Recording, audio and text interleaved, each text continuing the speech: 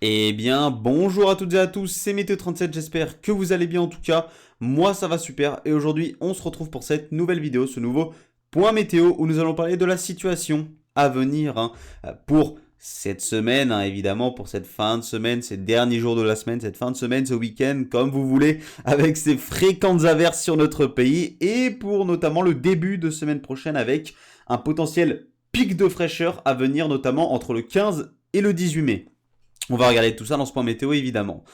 Donc déjà hier on avait bien la perturbation qui a traversé notre pays, qui a donné pas mal de pluie, en généralité entre 10 et 30 mm sur notre pays. Et à l'arrière, on a ce ciel de traîne qui a traversé également notre pays, qui a traversé notamment le nord-ouest, un grand quart nord-ouest de notre pays, jusqu'aux régions centrales, jusqu'à l'Île-de-France, aux Hauts-de-France, et donc qui a apporté des orages parfois un petit peu plus intenses que prévu, notamment de la Bretagne à la région centre. C'est là qu'on a eu les orages les plus actifs, avec une bonne activité électrique tout de même, quelques rafales de vent, de la grêle, de fortes pluies. Donc finalement, des orages un petit peu plus intenses que prévu, mais des orages qui restaient des orages de masse d'air froide. Et d'ailleurs, ces orages de masse d'air froide, on en aura tout au long de cette semaine, sous les averses, puisqu'on a un régime, d'averses qui va se mettre en place tout simplement cette semaine, de ce mercredi à lundi prochain, avec donc de fréquentes averses sur notre pays. Ce mercredi, le risque d'orage, il restera surtout entre le quart nord-ouest et encore une fois les régions centrales, mais ça pourrait se généraliser à partir de ce jeudi, puisque regardez, la goutte froide va tout simplement glisser sur notre pays. Donc c'est bien plus de régions qui pourront être concernées par les averses, et donc qui pourront avoir plus de risques d'orage tout simplement.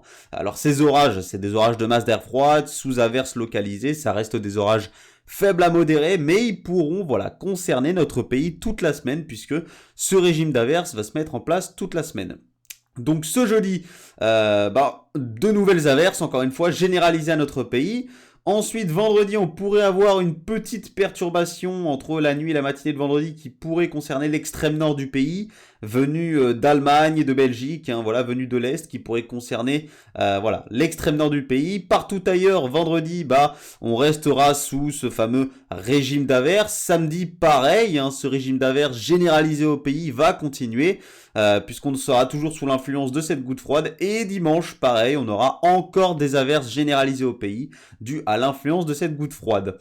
Ensuite, il faudra surveiller la situation entre lundi et mardi avec une possible perturbation qui pourrait concerner notamment l'est du pays due à la remontée de la goutte froide sur l'Europe centrale ici. Donc, puisque cette goutte froide va remonter sur l'Europe centrale, on va également avoir un flux qui va s'orienter au nord, voire nord-nord-est. Donc, les températures vont réellement baisser à partir du lundi 15 mai dû à la position de la goutte froide. Et donc, possiblement un pic de fraîcheur à attendre entre donc cette journée du 15 mai et la journée du 18 mai, possiblement, ou du 17 mai. Tout cela dépendra des prochaines actualisations des modèles. Mais en tout cas, entre le 15 et le 17 ou le 18 mai, on attend un pic de fraîcheur sur notre pays, notamment le mardi 16 mai. C'est réellement la journée du pic. Entre le mardi 16 mai et le mercredi 17 mai, c'est vraiment le pic de fraîcheur à attendre sur notre pays, avec des températures largement sous les normales de saison. On pourrait être sur notre pays en généralité de moins 6 à moins 10 degrés sous les normales. Donc un véritable pic de fraîcheur à attendre sur ces journées-là. Puisque c'est normal, on a ce flux orienté très au nord qui va se mettre en place, et on va également avoir l'arrivée de cette goutte froide venue de mer du Nord. Vous la voyez ici, on a une petite goutte froide qui va venir de mer du Nord et qui va elle aussi nous apporter des précipitations, encore une fois possiblement, donc un début de semaine prochaine encore une fois très frais et humide sur notre pays. Déjà que cette semaine s'annonce fraîche et humide, et bien de nouveau le début de semaine prochaine sera très frais et humide. Et pour la suite, on verra. On verra comment se déroulera la suite de la semaine prochaine. On pourrait toujours être sous l'influence de ces gouttes froides, donc des températures toujours un petit peu plus fraîche et un temps toujours plus humide, possiblement sur notre pays, qui pourrait d'ailleurs déborder sur le début de la dernière décade de ce mois de mai.